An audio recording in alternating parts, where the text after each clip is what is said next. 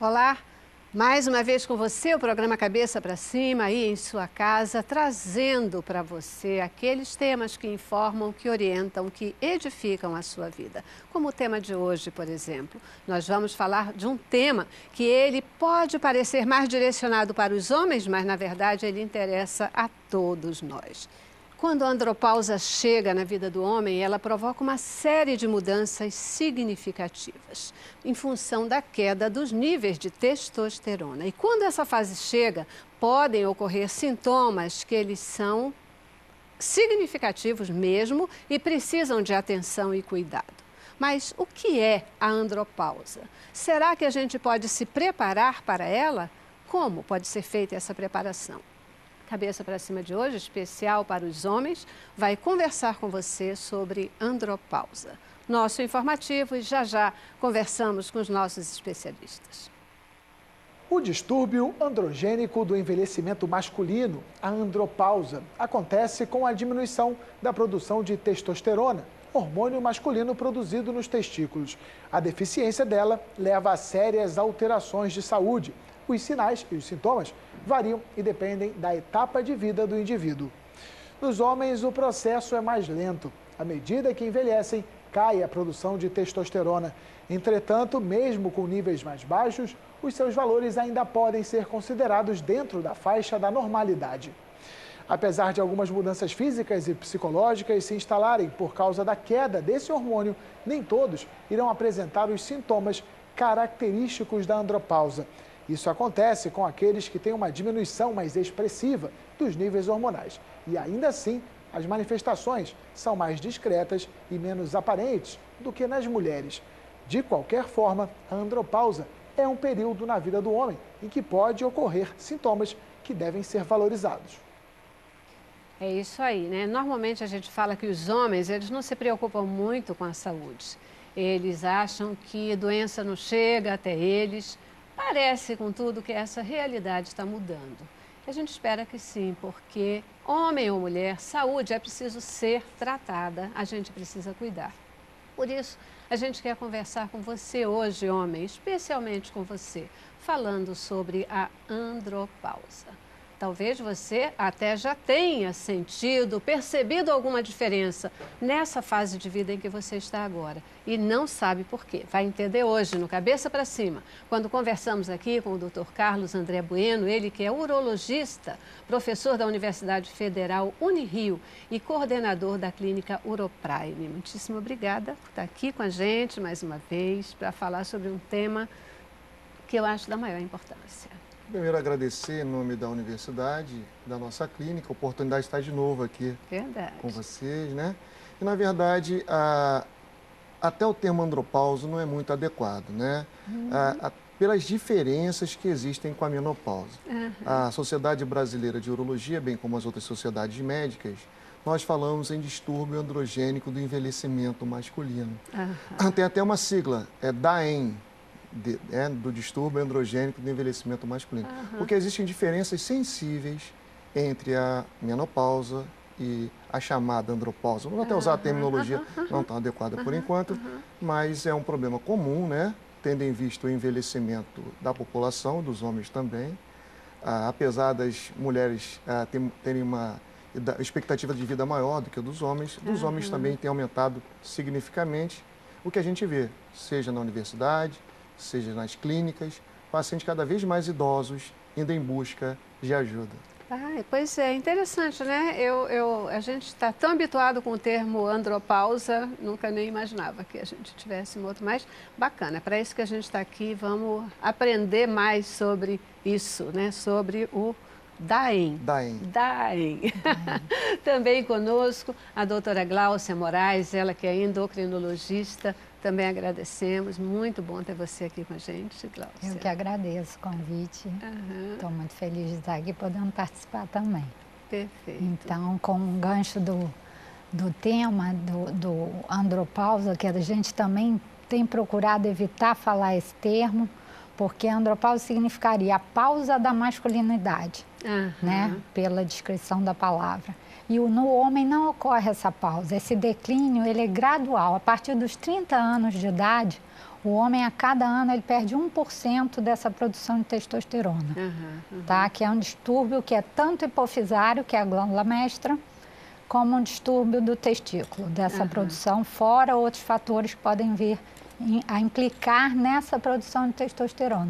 Então, o que ocorre é muito maior a dificuldade de diagnóstico, porque esses homens eles não têm um sintoma abrupto, né? Porque a pausa seria abrupta, como é na menopausa que ocorre na mulher, entendeu? Então, muitas pessoas têm aquele sintoma só de irritabilidade, dificuldade de dormir, e que pode estar relacionado, que são sintomas pouco específicos, mas podem estar relacionados também com uma baixa de testosterona. Então, acho que é importante estar informando a população, né, sobre pequenos sintomas que podem estar relacionados também, né? Além dos principais, né? Que acho que a gente vai discutir aqui, as questões de ereção, diminuição da libido, são os principais fatores que levam o homem a procurar tanto o urologista quanto o endocrinologista, né? Que, na verdade, tem que ser um diagnóstico de parceria, né? Tanto a gente acaba também tendo que ter um controle com o urologista, se vier a fazer a reposição, controle de próstata, principalmente nesse primeiro ano de reposição. Então, tem muita coisa para se perguntar, tirar dúvida. Não sei se tem dúvida dos telespectadores. A gente vai colocando aqui já já. Vocês, essa questão assim do homem estar se preocupando um pouco mais com a saúde, isso vem mudando mesmo? Os homens estão mais preocupados com a saúde? Ou, na verdade, muitas vezes eles só procuram um médico se eles estiverem tendo alguma coisa mais crítica na área da sexualidade, né? Porque aí mexe, aí procura. E quando não é só isso que vai definir a saúde do homem, né? Pode ser até uma decorrência. Como é que é? Esse comportamento do homem está mudando mesmo? Na realidade, há uma mudança. Eu tenho 27 anos de médico. Então, nesses 27 anos, eu pude observar uma mudança, graças a vocês, né? Da imprensa, dos vários canais que tem... Tanto eu já vi aqui em tantos programas, no seu e em outros programas também daqui. Na realidade, vocês estão dando espaço para a urologia, e nós, urologistas, além de sermos cirurgiões, nós abraçamos essa causa de ser o médico do homem, né? É como as ginecologistas abraçaram a causa. Então, na verdade, tem melhorado. A gente tem procurado mais, a gente tem tido mais acesso. Que bacana, né? E você, Glaucia, dentro da sua área de atuação, você também percebe? Pois é, dentro da endocrinologia, às vezes é raro um homem ter essa busca pelo endocrinologista para questões masculinas. Eles realmente procuram mais o urologista. Mas como a gente tem muito aquele paciente diabético que tem disfunção erétil, então, ele acaba também trazendo essa queixa com mais frequência, ou muitas vezes a esposa. Eu atendo muito paciente homem que vem com a esposa e ela é que consegue introduzir o sintoma. E a gente acaba tendo que fazer essa investigação, né? É isso que ela falou, Celeste, é muito importante. Vi no início do programa, as mulheres são muito importantes para nós. Quantas e quantas vezes, na minha prática de urologia, o homem vem acompanhado da esposa, ela que leva ele ao médico, que a mulher está mais próxima ao médico, seja pela maternidade, seja pelo cuidado com os filhos, e ela faz os exames dela anuais, então ela pega o marido e leva, mas isso aí é todo dia que eu vou atender, entra o casal, eu fico feliz quando entra o casal, a gente conversa, faz a exposição, aí mostra que a esposa está preocupada em cuidar do homem. Por isso mesmo que a gente falou, né? Nós estamos falando aqui sobre o DAEM, ou a andropausa, mas não é, embora o foco seja homens, né? Desse tipo de... Eu não sei se chama de doença, de disfunção, qual é o melhor termo? Disfunção. Disfunção seria, né? Um termo. Não é só para homens, a gente está falando também com as mulheres, porque é a mulher que vai perceber no seu filho, no seu marido, né? No seu cônjuge, de modo geral, pode perceber sintomas, vai incentivá-lo, ajudá-lo a ter a coragem, muitas vezes, a consciência simples de procurar um médico e realmente se cuidar, né? Então, a gente está falando aqui sobre andropausa, vocês já disseram que ela, na verdade, não se confunde com a menopausa, né? Não é a mesma coisa, são coisas bastante diferentes.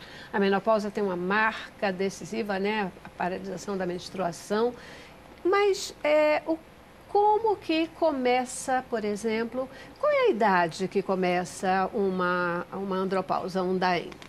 Como a doutora falou para nós agora, na verdade, a partir dos 30 anos, já se começa uma diminuição gradativa da produção de testosterona, que é o hormônio principal do homem, que mantém a massa muscular, que mantém a sua disposição tanto da parte sexual quanto até para o trabalho, né? Então, na realidade, isso começa mais precocemente do que a gente imagina. Tenho pego na nossa clínica, nos nossos estudos, pacientes às vezes jovens, já que necessitam do apoio do urologista. Então, na realidade, isso começa precocemente. Nós temos, a nossa sociedade de urologia que eu atuo com uma presença muito importante. Nós temos estimulado os homens jovens e todas as idades procurarem urologista. Para nós pedirmos a dosagem de testosterona numa visão mais ampla. Que quando o homem me procura, nós vamos avaliar a próstata, vamos avaliar o nível de testosterona, vamos fazer o toque retal a partir de uma determinada idade, dependendo se ele tiver histórico de câncer, de próstata na família. Só gostaria de aproveitar esse espaço para citar que o câncer mais comum no mundo, no homem, é da próstata. É o da próstata, né? Estive agora no Congresso Americano e o consenso em todas no mundo ocidental, vamos dizer assim, né? Que envolve os Estados Unidos, Brasil, América Latina. Na verdade, o câncer mais comum é da próstata. Então, E o homem já tem medo.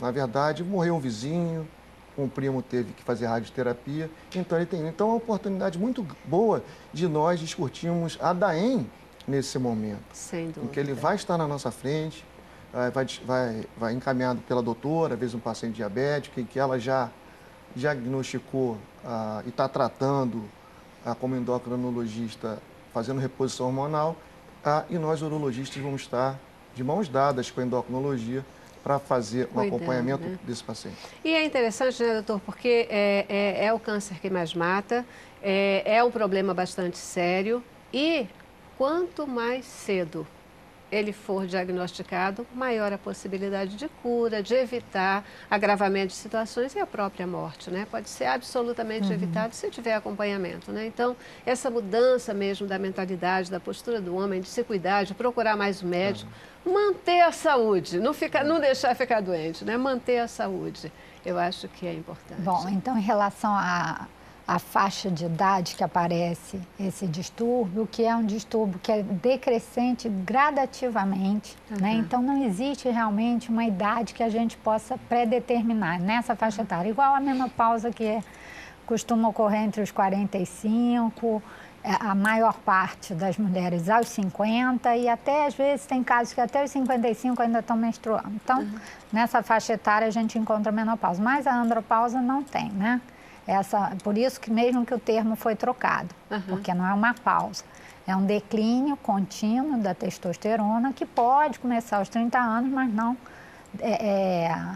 em todos os homens vai começar aos 30 anos. Mas é importante eles terem essa noção, porque aos 30 anos o homem não está pensando nisso, não está pensando em próstata, nada disso. Então, o que eu costumo fazer, porque eu tenho muito paciente crônico, que é diabético, e que vai ao consultório com uma frequência de pelo menos 6 meses, é já começar uma avaliação dessa testosterona precocemente, já desde os 30, 35 anos, para ter uma ideia de como ele estava nessa idade, para poder aos 50, 60, enfim, essa idade realmente não tem um ponto marcado, ver como ele vai estar quando ele começar uma queixa, que provavelmente o paciente diabético terá uma queixa de disfunção erétil muito mais frequente do que homens que não são diabéticos. Perfeito. Tá? Então, é curioso, eu comecei fazendo essa análise a encontrar cada vez homens mais jovens já com uma testosterona baixa, nessa faixa aí de 35, 40 anos,